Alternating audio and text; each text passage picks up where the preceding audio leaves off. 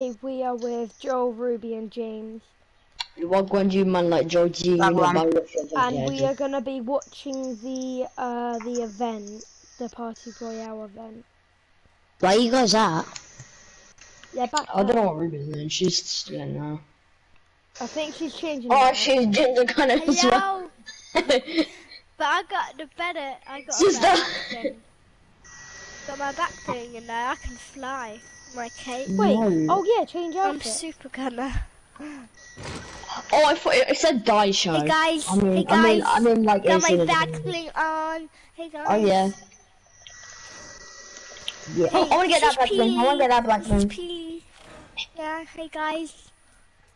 Hi guys. Hi sisters. Hi sisters. Guys, got to have P back bling with your gingerbread man or gingerbread girl. I got the Nana cape. Let's go.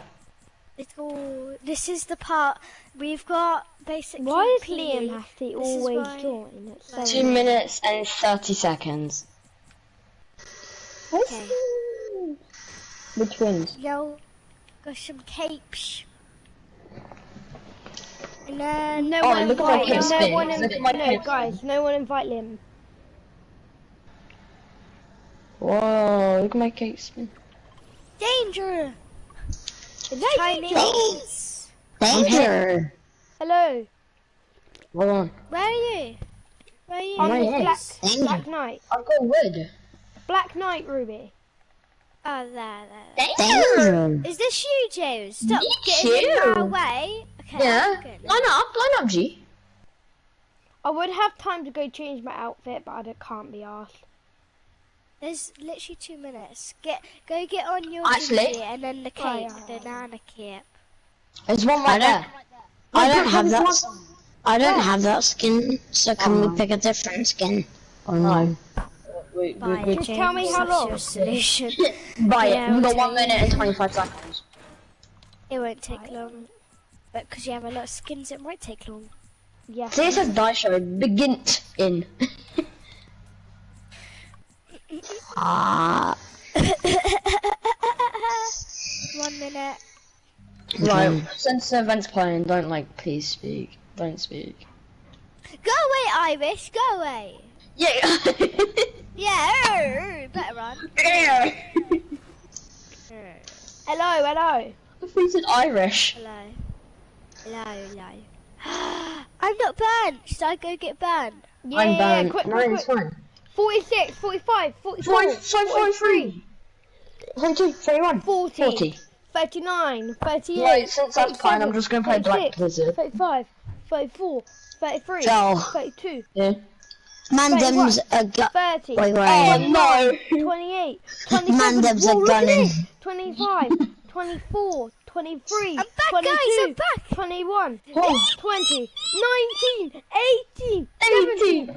16, Shut up. 15, 14, Shut up. 13, 12, Shut up. 11, Go away, go 10, away. Shut up, go away, 9, Snowman. 8, 9, 8, Yeah. 7, 6. 5, 4, 3, 2, 1. Oh, okay. Just stop at like 4. Okay. Right, everyone be quiet now.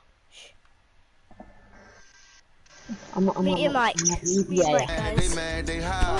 Thinking the bad is better than having some hard. Okay, look now, look how they running. They beating white people down just to show us what's coming. Or to show us we nothing. Or to show us we only welcome when singing or balling. You shut up and dribble. Word. High, rock. Low. Hey everybody, I'm Carrie Champion. Welcome to We the People. So today we are having a very candid conversation with athletes and artists to make sure that you use your voice to vote. Voting is your voice.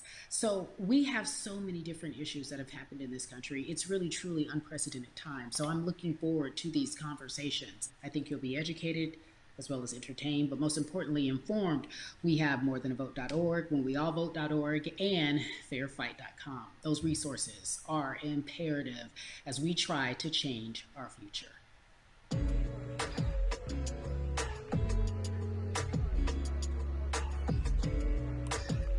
Yeah, la. There's no way that we can talk about hip hop Or even the fact that we want to talk about activism, black voter suppression, without bringing in this guy straight from Port Arthur, Texas. We are talking about Bumby. He is an activist, a scholar. Mute your mic. Gentlemen, thank you so much for spending some time with us. But James I don't want to start He heavy, doesn't but I have guess I any have to talk. because that's where we are in the world today. It's heavy as hell. And when you think about what needs to happen in this country in terms of change, what's the first thing that you think of? Equality. That's pretty much the first thing that comes to mind, right? Black people need to be seen as equals in this world. You know, we had to fight just to be recognized as a full citizen in this country and not 3/5. The world is now seeing what we've known for so long in the culture and in the community. The one way that we can fight is obviously voting. Talk to me about what voting means to you. I hear people all the time talking about one vote doesn't matter and that voting doesn't make a difference. Remove your marker. Why do they work so hard to suppress the black vote? Because they understand the power of the vote. And so it's time that black people collectively also understand the power of their vote. And not just on a national level, because a lot of times we only have this conversation every 4 years. People need to be very much involved in their local politics. They need to understand who their elected officials are, where they stand on issues that affect you. And you need to use your vote to either support the ones that care about you and your condition, or to elect people who do. A newer initiative that we're dealing with is educating felons, right? So in the state of Texas, if you're a felon, right, if you've been to jail or to prison, but you're no longer on probation or parole, you have the right to register to vote. Another thing that was just brought to my attention, there's an initiative called Orange, which is happening not just in Houston, but all over the country. If you're in jail currently during pretrial, but you have not been convicted, like you're still in jail waiting for your day in court, you are still eligible to vote. And you said something so key. They work so hard to hope that we stay uninformed, but more importantly, to suppress the black vote. If you could do one thing with this message that we're trying to send today about how important voting is, what type of images would you like our people to understand and see when they go to these polls and vote, or when they cast their ballots? I think the images that we've all seen, you know what I'm saying, for decades in this country, if not centuries in this country, we've seen black people oppressed, we've seen black people attacked. So every time you look back and you see those old black and white images of people of color being attacked by dogs and people of color being sprayed with hoses, that's what they were fighting for. Back then, they were just fighting for a chance to vote. People like Martin Luther King Jr., people like Malcolm X, these people died to help us Over here. be in a position to have the power that we have here now, on which this is lot. to Yeah. be able to cast a vote and make a decision about the people that have controls over our lives. So, I mean, if you in your own community need a reason to vote, look at a person like George Floyd. If the people in your city are not open to police reform, are not open to having a conversation about defunding the police, are not open to issues concerning economic equality, judicial equality, and racial equality, right? If they're scared to say Black Lives Matter, Just go to a different route, guys. People in those positions who do believe that Black Lives Matter, who do believe in racial equality, economic equality, judicial equality, right? Who see us as human beings. And if the people in your community don't feel that way, vote them out. It's that simple. It's just vote them out. We don't have enough time to sit around and hope that people change their minds. Yeah, Bumby, you point out something so important. We have the power, and that is in our vote, and that is with our voice, and that's how we use our voice. I think of where we are right now. People say this is a particular moment, but it is a movement, not just a moment. It is a movement. Why, in your opinion, was it George Floyd's death? Why was that the chosen brutality for people to say, oh my God, black people are still oppressed in this country, and it is not fair? I think it's twofold, Carrie, and so many different encounters between people of color and the police, there simply is no proof of what happened in the interaction. And so what happens Yeah, is but where are you? law it tends to lean towards the policeman's point of view, right? In this case, we saw very clearly what happened. I think the other thing is due to the fact that everyone was at home, basically, during this time period in relation to the coronavirus, you couldn't avoid it, right? It was on every television station. It was on every social media platform. everywhere you turn, you were constantly hit upside the head with this message. You see in the interaction that this man did nothing to deserve what happened. That's right. So well said, because if you think about it, in the grand scheme of things, it wasn't worth it, and he didn't have to lose his life. I think that you touched on something that a lot of people talk about, and that is now defunding the police. That has been such a huge conversation, but there's so many misconceptions around defunding and dismantling. If you will, educate the audience. All right, so most people, when they hear the term defund the police, they tend to think of, oh, they're going to take away our police department. Nothing could be further from the point. Defunding the police means that in certain communities, even Houston, take for example, we had over $1 billion allocated to our police force. Now, what is that money being used for? Some of that money tends to be allocated towards riot shields, right? Pepper spray, right? That kind of thing. That's only used against the people that fund this budget. Right? So why would the people want to supply the police with the means to oppress them? If the police are concerned about the situations in certain communities with a higher crime rate, well, higher crime rates tend to happen in communities where there's not employment opportunities, right? There's not a lot of social services, and people are going to do what they need to do to take care of themselves and their families. When the community has more opportunities for employment, more opportunities for upward mobility, then they tend to be less of a strain on the government. They tend to have a lower crime rate. And because of that, we'll have less need for the police in those communities. You are passionate about so many different things in terms of making sure that we are holding our leaders accountable. Talk to me about some of the other projects that you're working on. Well, right now, obviously, being a part of More Than a Vote is essential. We're dealing with primaries in this country right now. And we just want to educate people. We want to inform people because people are tired. They're angry. They're concerned, and they want information and they want action.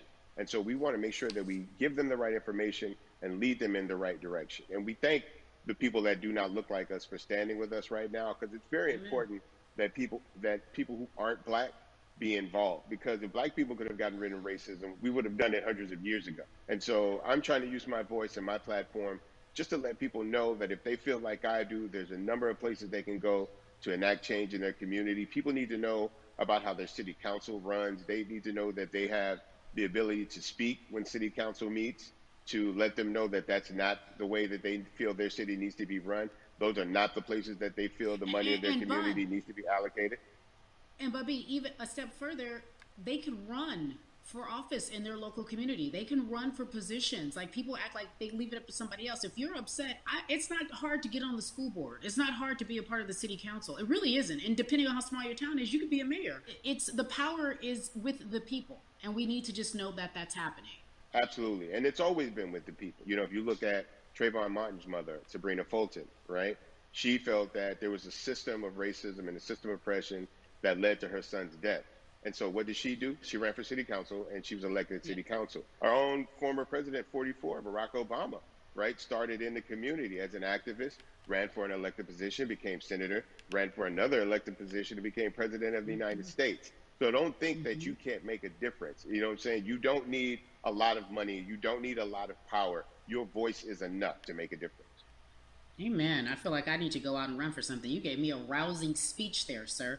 I'd be remiss if I didn't ask you this. When I talk to my brothers, I have to ask you, as a black man, how are you doing? Are you okay? I'm good. I'm good. I was just moving along. Relationship with God, so prayer definitely works for me. I have children and grandchildren who are watching me, who are encouraged by what I do, and they're proud of me right now. You know, and that's really what matters. You know, the change starts at home. You know, so as long as you have a support system that believes in what you're doing and supports you in what you're doing, you have everything you need to go out there and fight the good fight. And for those that don't, there's a community of people here to help you. So you can go to places like morethanavote.org. There are many different places that will encourage you, inform you, and they will put you with groups of people that feel like you, that are ready to take action. So no one has to go about this alone if they want to do it. Yeah, we're stronger together. People have been saying it, but that has much more meaning now that we are in our movement, not just this moment.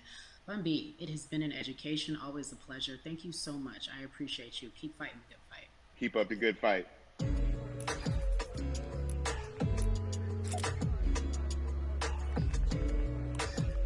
Yeah, la la.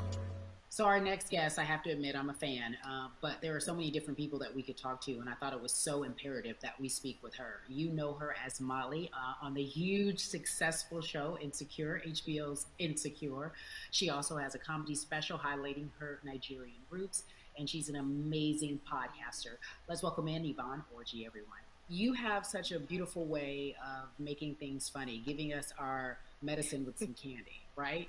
The humor and the healing. You bring all of that to your space. And right now, as you look across this country and how everyone is so broken and so upset, if it's not social injustice, it's the pandemic, it's depression, it's unemployment, the list goes on and on. How are you doing, quite frankly?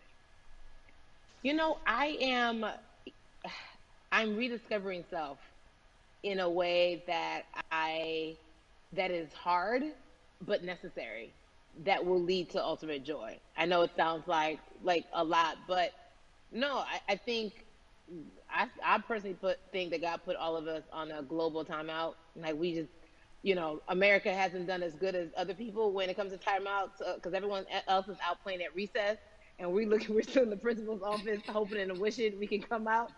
But I think that if we settle into the timeout and really learn the lesson that we're supposed to learn from this season, I think we'll emerge better. We'll learn how to play well with others in more ways than one. And so personally for me, I'm taking this time to learn me in a new way. I feel like I'm being ushered into a new season, and I'm getting still, because sometimes the busy confounds the work that we're supposed to actually be doing. We're busy doing other stuff, but we got work that we need to do on the inside. And I'm leaning into it. I'm like, dang, I thought I was gonna be able to rest like everybody else. And God's like, nah, we got work to do. You know what? And I think that's what everybody is saying about 2020. It's demanding that we be better. And you said it's a global timeout. What do you mean by that? Yeah, it's like everyone sit down, be humble, to quote the great prophet Kendrick Lamar. But like, no, seriously, sit down and let's reevaluate some things. Let us unearth and shake up the things that we have been trying to hide within ourselves and our nation. I think America is going through an unraveling right now, a much needed, a much necessary one. And I think all eyes on us, right? There is no, oh, I was on the subway for an hour, so I didn't miss that thing that happened. No, everybody was home. Everybody, was watching when George Floyd died, and everybody, no one could hide it. Everyone was watching when Amy Cooper called the cops. Like, this is a time where it's like, oh, we can't pretend it away. We can't excuse it away. No. It's a global timeout. Sit down, watch, and let's learn. And globally, it's like, hey, we were going business as usual, but it ain't usual no more. Like that's old. Anytime change occurs, it's very uncomfortable. And so right now we're sitting with we're getting we're getting comfortable with the uncomfortable. The minorities, we've been comfortable with being uncomfortable, because that to me explains just the existence for whatever we want to do, how we break into our careers, how we live our lives, how we find ourselves one of the few or one of the first. And that's a lonely road. When you look at, and when you talk about this global timeout, everybody had to pay attention to Amy Cooper. Everyone had to pay attention to George Floyd. How is that helping us as a people, as a country, during our global timeout? I think, well, one, we're not minorities, Carrie. You already know it. It's like these labels that they put on us. It's like the same way of saying like black on black violence. Also, there's no white on white violence. It's branding. Yeah, right. It's all branding. Yeah, you're right. It's like white people kill white people every single day. So no, there is no black on black violence. And if you say black on black violence, well then let's brand white on white violence. Like I watch Investigation Discovery. Ain't too many of us been featured. So, I just even like, but to answer your question, what does that do? I think what everyone expected is what has happened in the past when the world was still open, right? In that, okay, you had everyone, from Trayvon Martin to Castillo to Sandra Bland, you had all of these lives lost, and Black people made some noise.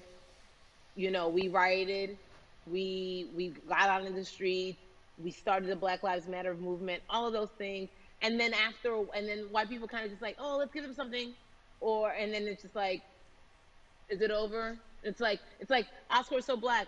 Okay, good. We gave some Oscars. Are we good now? Like, are we even? You know, and it's just like, oh no.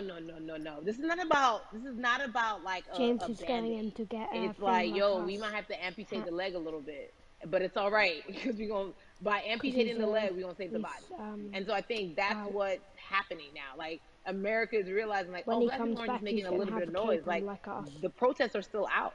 The conversations are still being had. The change is still being demanded. And I think they're seeing, oh, this is not going away. And no, it's not, because we need systematic change.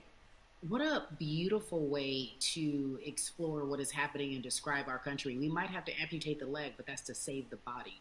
That's what's happening. Want to move somewhere That's beautiful, Yvonne. And to that end, I have to ask you this, because the way that we do that, we use our voice. And our voice right now in this world, in this country, is our vote. And everyone talks about voting and how important it is, but I feel like more than ever we understand that it's not just about voting every 4 years for the man in office. It's about your local elections. It's about the mayor. It is about the district attorney, the people who have the power to bring charges against police if police brutality is an issue in your community. If you care about your school district, you can run for the school board. I ask this of you, right? Your parents are from Nigeria. You are Nigerian. You talk about that very lovingly. What does voting mean for you? You know, I think voting is power. I remember, you know, I became a naturalized citizen back in the 90s when, because I was still a minor, my mom naturalized, so we were able to do it under her. And just even the power of, like, we are American citizens and all the access that we have by being citizens, one of those accesses and those access to power being voting. It's a big deal. It's a big deal because not only do we have the opportunity to be in this country, but now we can be of the country. We can be of the systems. We can be of the rules. We can be of what it actually affords. But I think going back to your earlier comment about just the setup of systems, I think we are done a disservice. Either it's schools or whatever it is, and I'm not putting teachers on blast. I think teachers do a phenomenal job, but for some reason, we do not, and give them all the raises. I know too many parents who are like, this child of mine, I do love them, but hey, who, Jolie. I do think that there's a disservice done because, again, when we talk about voting, to your point, we talk about every 4 years. It's important to vote for the presidency. We don't realize, like, oh, snap, we actually can vote about, like, how much our libraries get. It's like small things like that, but they make a big difference. When you think of voter suppression in this country, what does it look like for you? It's the systems. When we talk about voter suppression, we also talk about systematic racism, right? It's all the systems that set up. And we've normalized, okay, maybe your job will give you a half day, or maybe, you know, you'll be able to get this luxury. It shouldn't be a luxury. It should be built into the system. It should be built into the fabric of how we vote.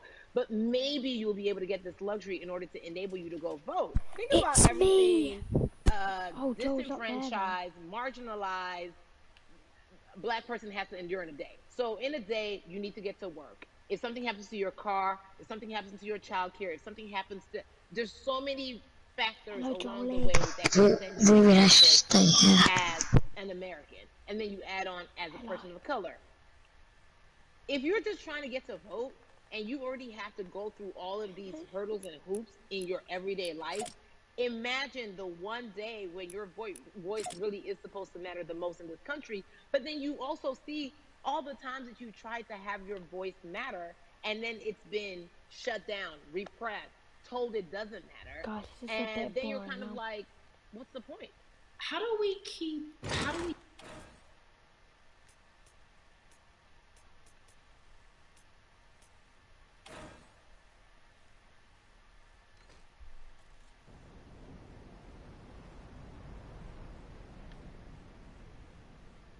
like, hope is infused in our DNA. Like, you know what I'm saying? Like, if we haven't been broken now through, be it through slavery, through capitalism, give it to me, colonization, through segregation, through, you know, I mean, listen, the history of Black people in this country is, at one point, we were 3/5 the people. Mm-hmm. That was a written law. And look at us now. We are whole. We are Black Girl Magic. We are Black Are we Boy gonna watch Joy. all of this? We are, Nah, I'm getting bored. What I think about in terms Yeah, of just watch it because it's important. we're making a lot of people nervous right now, Carrie. We're making a lot of people nervous right now because they're like, dang, we put all these obstacles in their way, and these jokers are resilient. But that should give us hope. That should give us hope that, like, we can't Hold stop, your stop. L2 I mean, I went to the school of city. You know what I'm saying? Hashtag. something else How down. I'm shaking L2. it right now. Hold We can't L2 stop. down. Won't stop. And Joe, hold I L2 think that's down. our motto. We can't stop voting, and we won't stop voting. We can't stop marching, and we won't stop marching. We can't stop thriving, and we won't stop thriving. To L2, that end, because L2, you led me directly there, I've been asking everyone who's appeared on this platform, And then what does X button. activism look like? And I feel like back in the day, we had an idea. Yes, it is marching. Yes, it is protesting. Yes, it is speaking out against things that we feel are not right or unjust. But talk to me about what activism looks like for Yvonne Orji. Listen, activism, I think the beauty of activism is that it has many faces, Go right? away, You're going to have the people on the front lines. Like, you know what?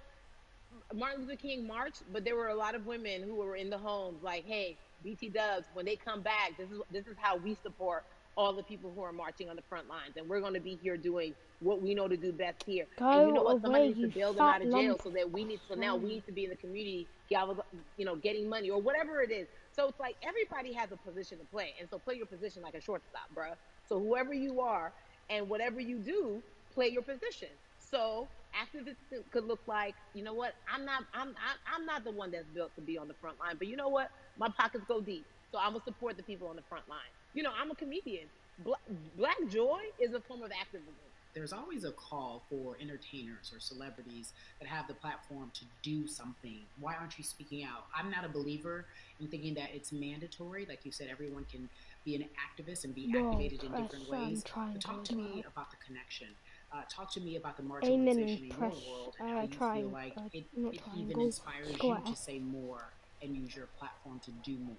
Beneath the surface of what we do, like Niecy Nash says, it's the who, right? The who is the person who's going to be like, hey, let me call this out. Either blind racism, in terms of overt racism, in terms of ways that we can be better, in terms of ways that we can actually be more uplifting to the community that you may not even realize that you're serving. Before I let you go, talk to me about the urgency in thank your God opinion, it's bloody for people to vote, our people to get out and vote this coming election. Yeah, I mean, guys, James, guys, stop being annoying. If you think you're tired now, I'm telling you right now, we cannot take this sitting down. We can't take this jokingly. I understand that it may be hard to figure out who to vote for, but at the end of the day, we got to vote for our families. We got to vote for our legacies. We got to vote for continued progress. We have to vote can someone for kick James?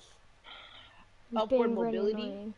We have to vote for equality in a way that is long lasting. And if we succeeded before, we can do it again. You talk about the whole. This is the time. This is not the time to give up. This is not the time to pretend a way that we haven't made progress. We have. There's still much more to be done. And you know what? We might have to get to a point where we pass the baton to our children and our children's children, but we still have work to do now for that generation. Yvonne Orji, you are everything. You are Molly, but you are not Molly, but I love you so much as Molly on HBO's Insecure. You are an amazing podcaster, Jesus and Jola. Shout out to Lovey. And then we also have movies. Like you, The World, you're a model, a cover model. Also, wait, don't let me forget your hugely successful stand-up comedy special on HBO. Girl, you doing it all. And I am so grateful. You are truly the dream, not just the American dream. You're the black girl, brown girl, do it all dream, the immigrant dream, everything. You're a beautiful, beautiful soul. I really, really mean that from the bottom of my heart. Yvonne Orji, ladies and gentlemen, nothing but the best and excellence personified. Thank you so much, my I friend. love you so much, Mama. Mwah. How long has it got left? Yeah, la. So Atlanta has been one of the hotbeds in terms of political unrest and social injustice. We've seen so much happen in that city, and we've also seen so much come from that city, including one of our very own founding fathers of the civil rights movement, and that's Martin Luther King Jr. But right now, we want to welcome in someone who has used his platform to talk about voting, to talk about racial injustice, and how he's trying to help. Atlanta's very own Russ joins us now on We the People. Russ, I'm not going to fan out and tell you what some of my favorite songs were that I listened to repeat on yours. We're going to get to the topic at hand. So we got to talk about, recently you did an interview where you shared your outlook on culture and music. And you also were very candid about the fact that you have a privilege and that it's necessary for you to give back. Tell everybody about what that means. It's very obvious I'm white and I'm in Black culture and I'm benefiting financially off of it. So I feel like if you're a white person financially benefiting off of Black culture, you have to put finances back into Black culture. It's just that simple. The screenshots with your feelings, it just comes off like fake empathy, because it comes off very dismissive and very oh, that sucks for y'all, but anyway, back to what I was doing. Have you felt that way always, or is it now because of the time of where we are in this country? I've always had the feeling. I think now it's just obviously elevated. It's a new level, and there's new, it's to the point now where you can't, first of all, you can't not say anything. Second of all, though, I just think saying something isn't enough anymore. I think, if you have the ability to put money back into a culture that you're financially benefiting from, you have the ability to, you should. It's interesting that you talk about it in that way, because some people do believe that silence is the best way to go, because it's hard to talk race, especially if you're white and you're in the Black culture. People just feel as if they can't talk about it. They feel awkward. They feel as if they don't have the privilege or the voice or the words. How do you find yourself right now in terms of interacting with people when they want to talk to you about social injustice, police brutality, what's going on in this country right now? Well, first of all, picking and choosing whether you want to be silent or not about race, that's a privilege in and of itself. But no, I mean, I try to just do my best to listen to the Black people around me and the educated Black people I have in my life. So I do my best to not act like I have all the answers for everything, especially in a culture that I'm not from. But that's why when we decided to raise the money for Black Lives Matter organizations, when we raised 500,000, we got on the phone with some of the women who started Black Lives Matter. I got on the phone with Tamika Mallory. I was on the phone with Karen Civil and talking with my friends to make sure the money went to like the correct places, and people who really need it. It's just about listening. That's all. It's about listening. Let's talk about that for a moment, because the way I think of activism, for me, it looks very differently. It's not necessarily just protesting on the front lines. I think that's great. But what about being an activist in the way in which you have decided to be one? What inspired you? What did it look like? You said you raised money for Black Lives Matter. What did you do? Mm-hmm. Walk us through everything that you did and how you find yourself in this moment right now. So for me, it was 3 years ago. I had like a string of festivals, and I decided that I was going to wear T-shirts with a message on them, because I figured, what better time to use a platform than in front of a bunch of people. So one of the T-shirts I wore was, "If you want to change the system, speak up. White silence is pro-racism." The whole thing, and it didn't really it kind of got swept under the rug back then. But when all this stuff started happening again, and it's been happening, the police brutality against innocent Black people, I was like, man, I'm not the biggest artist in the world, and I certainly don't have the most white fans in the world, but I got a good amount of people that I can definitely mobilize and turn into some money, and I know they're down for the cause because it's merch, it's a good thing, and I've always been outspoken anyway, and so how am I going to be in Black culture and not be outspoken about racism? And then I got to ask you this, because you grew up in Atlanta, so that gives you a heads up, depending for so many people, because you're in the crux of that beautiful Black city where there are so many wonderful Black leaders, home of so much great music and things that speak to our culture right now. And we are really, really getting our word out, especially with this platform today, and saying that we must use our voice to vote. Talk to me about what the importance of voting for you in this upcoming election. Yeah, so I, full transparency, I had never voted before, ever.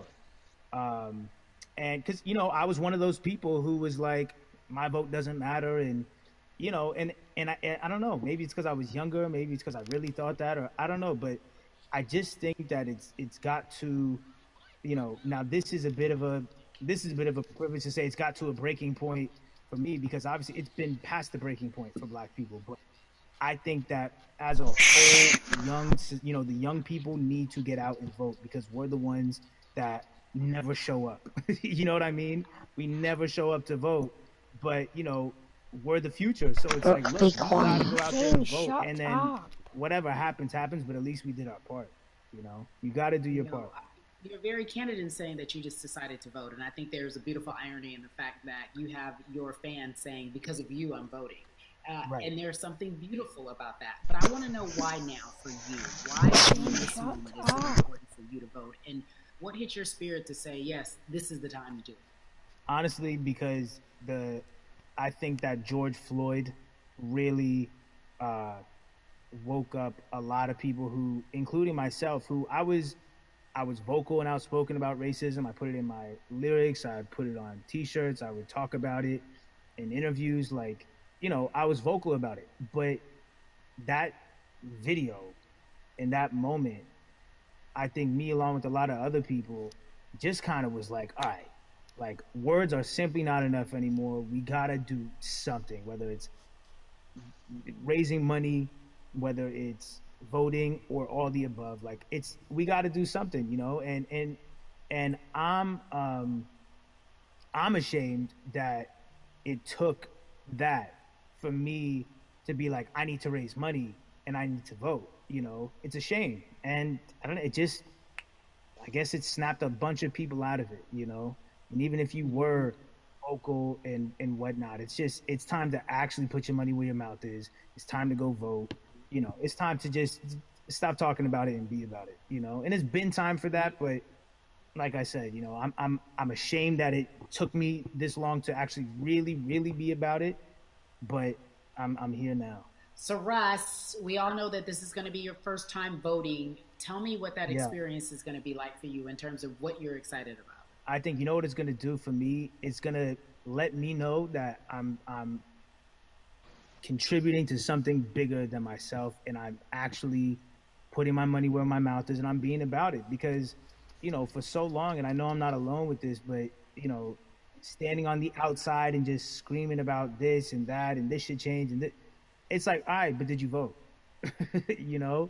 And so you know, I know it's going to feel good to know that I played a small role, you know. And that's the problem. I think the mentality of like, my vote doesn't matter needs to be changed to, my vote, albeit small, does matter. It's a role I'm playing, and if I play my part and you play your part and he and she plays their part, then we make a difference. But you know, it'll feel, I have a feeling it's gonna feel very, very bigger than me. And I think when you realize that giving actually feels better than receiving, that's when you start wanting to do your part and contribute. So voting is an easy way to give, you know. Yeah. To whom much is given, much is required, and you have been given a huge platform, and we are so grateful for you, Russ. Philanthropist, artist, community activist, first-time voter. We appreciate you for doing this, okay? Thank you. I appreciate y'all.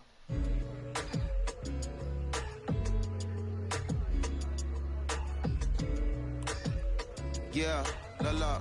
So cities like Atlanta and Chicago have been at the forefront of discussions, especially now in this country when we're talking about COVID-19 and systemic racism, as well as police brutality and what we can do in this country. Again, we're continuing our conversation, letting you know that your voice is your vote and your vote is your voice. We can change where we are in this country. Currently, I'd like to welcome in Chicago Cubs right fielder Jason Hayward. I appreciate you. I brought in Atlanta and Chicago because I know you grew up in the metropolitan area of Atlanta, more specifically McDonough, let's be technical. And you have been very vocal throughout this entire time in terms of what our country's been experiencing. Let's look at the past month and a half, if you will. What has been the hardest thing for you to deal with? The hardest thing for me to deal with, Carrie, this last month has just been going from the virus shutting everything down to us being called to action. You know, we've had multiple police brutality situations. We've had people protesting, wanting to get the message out. But I really realized that I need to be a part of the positive message and make sure that doesn't get lost in all the chaos going on, for people to actually hear from a reasonable, respectable person who cares about everyone involved. A reasonable, respectable person who cares about everyone involved, which leads us to More Than a Vote. It is a beautiful collective of Black athletes and artists. You are a part of that. Talk to me about why that's important for you right now, and this be a part of that collective. To me personally, it's important to be a part of that because I've somewhat used baseball and my craft as an excuse to not get more involved in voting. But I can't any longer use baseball and work as an excuse not to get educated, and not also to show people, like, at any moment in time, any walk of life, we can make a difference. So tell me in your words, what does activism look like for you? In my words, it looks like LeBron James, the biggest athlete right now on the planet, speaking up and breaking the ice for everyone. And I think for the first time, people see and hear from us. So now we have white teammates, we have teammates, we have other people speaking up and realizing, okay, like, this is how we go about doing this. And to me right now, social media, athletes speaking up, entertainers speaking up, like we're trying to do with More Than a Vote. You said something I thought was so key, because covering sports for so long, I know that it's tough for Black players specifically in Major League Baseball to talk about how they feel. Adam Jones did it in a very eloquent way early on, but there are very few that are vocal. You said you all were afraid. Why use that word, and why were you afraid? You was afraid because in 2019 there were 68 of us total, and there are 38 teams. There's 25-man roster on each team. There's a 40-man roster, which is on each team as well, and there aren't many of us. So we're outnumbered in that sense, but not always in a negative way when it comes to our teammates and our clubhouses. But to get to this point, you have to move a certain way. You got to be careful what you say. You can't ruffle feathers. You can't come off in any way. Much like other Black entertainers, much like yourself, probably having to live through life every day. But to get to the highest level, you got to button up. You got to be seen and not heard. So baseball is, like I said, it was time for us to try and speak up and make a difference and show it's okay to do so, because we can't be quiet any longer. That is a button up, be quiet, be seen but not heard. That is an expression that a lot of Black folks can relate to in whatever aspect of professionalism that they experience, especially if they don't work for themselves. They just feel that. That is also a socialization that we have as Black folks, especially, like you said, if you want to get to the higher level. And for so long, I felt it bubbling right underneath the surface that so many of us who were in whatever positions we were, who had platforms, were tired of pretending and looking the other way and spending so much time making others comfortable while we were uncomfortable. Do you feel that this is the type of movement that is sustainable, or is it just for a time? No, it takes everyone joining in on the conversation, and right now I feel like more than ever there is little things as possible to distract from bigger issues. And we saw on draft day, we saw our president Theo Epstein holding up a sign saying Black Lives Matter and wanting to include the rest of MLB in that. But now we're having those conversations as well. So I definitely think this is sustainable, and it's not always just going to be the popular thing to do. This is something that people want to get right because they know we care. Jason, you said you think it's sustainable, that what you're seeing, especially with your colleagues in baseball, that this can be something where you're feeling more comfortable, feeling more safe to share how you feel about social injustice and police brutality. What are you doing right now in this moment with your platform to help change how we look at voting? And how I'm sorry that I'm on your road. It's just I wanted to get away from other people. What we're doing, Kerry, is joining up with More Than a Vote and joining up with other athletes and entertainers to get that message out and use our platform in that sense as a group, and try to create a brand with this to make it something that's not just about the election coming, make sure that it's about people getting educated for years to come and figure out where to vote and how to vote. We've got people in different areas that cover different demographics and influence different areas of people. And as a baseball player, as a Black baseball player, I feel like now, like we talked about, is finding the time to show people that you can use your voice in this profession. You don't have to be afraid. And to me, if I can help a kid growing up, he can see me, he can see other guys that were in the video we posted saying, hey, this is what they're standing for.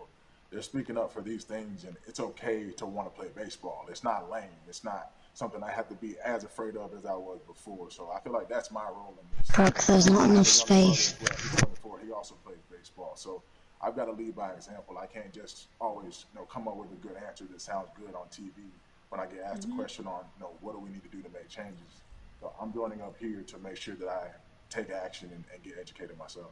For one, so many people, I feel like in Atlanta, they're on the move. Well, when you want to try to make a vote and try and cast your vote, you have to do it by mail. You have to sign up for the absentee ballot. Then you have to get another ballot in return. They have to send it back to you. Well, for me personally, they didn't send that back until it was too late, right? We didn't get it in the mail to the address that's an Atlanta address at my parents' house. We didn't get that in the mail until it was too late. And then from other friends and family that are still in Georgia right now, I just hear about them being held in lines too long and trying to get off work. And we know how it is for any family, but let alone a black family in the city or in the suburbs trying to take care of their family and trying to provide for them. You try to get off work, and then you're like, wait a minute, you start looking at the clock. It's like, oh, this is not going to happen today, right? And so I saw, Mayor Keisha Bottoms, reach out via social media to people and say, hey, I'm going to address these issues right now. I need y'all to stay in line to cast your votes. Keep hanging in there. So to me in Georgia, that's what that looks like. Well, it's interesting that you even bring that up because there have been all these images specifically from Georgia, because that's such a battleground, where you see people, especially when it came to the primaries, doing whatever it takes.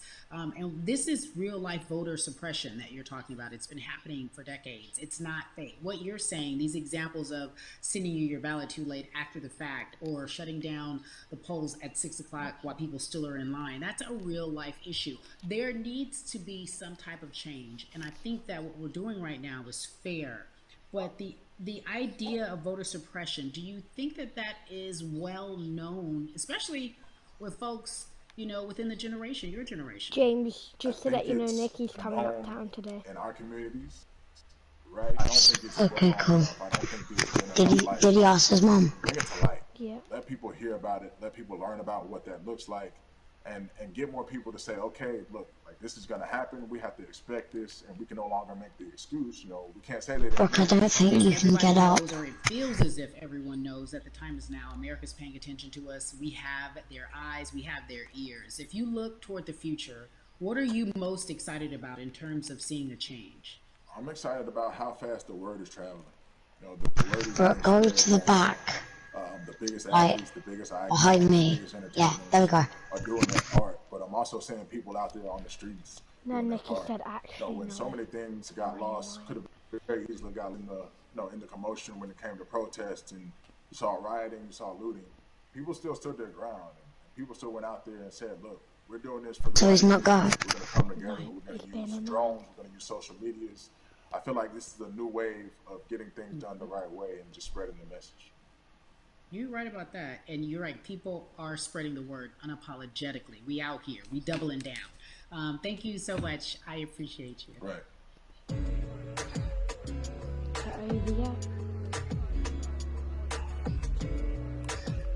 Yeah, la.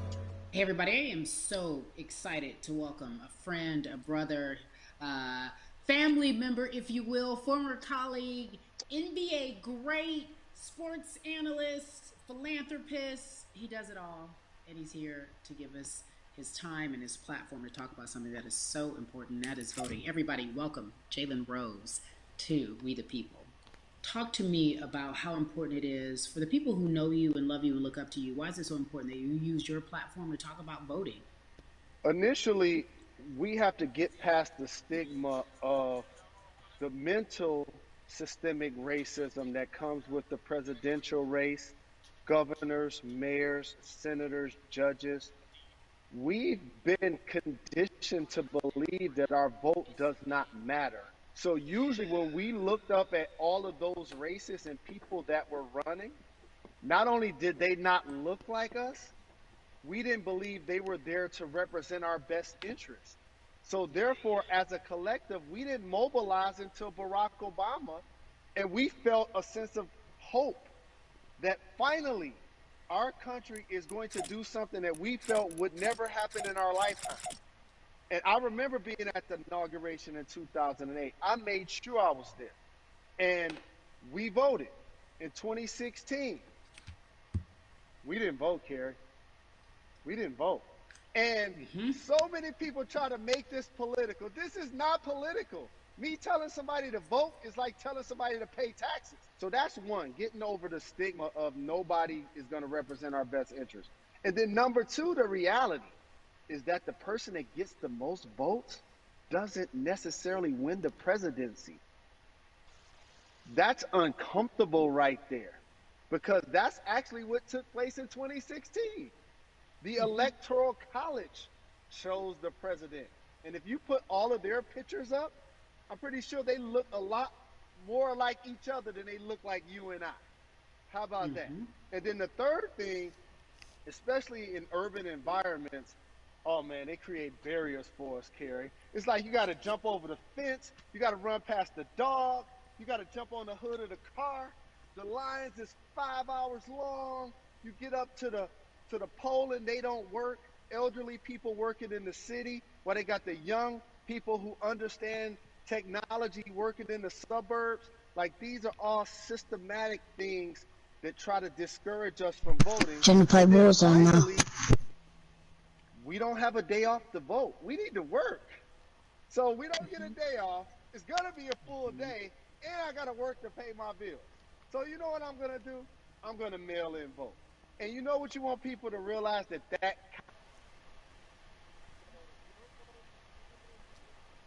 if you're able to mail it in. So those are a few things that I hope that we can do and mobilize. And shout to LeBron and his team. Shout to you and everybody involved. We will make the difference. Well, let's talk about more than a vote. Gonna play some Warzone with someone. Athletes, artists. Did you say drop?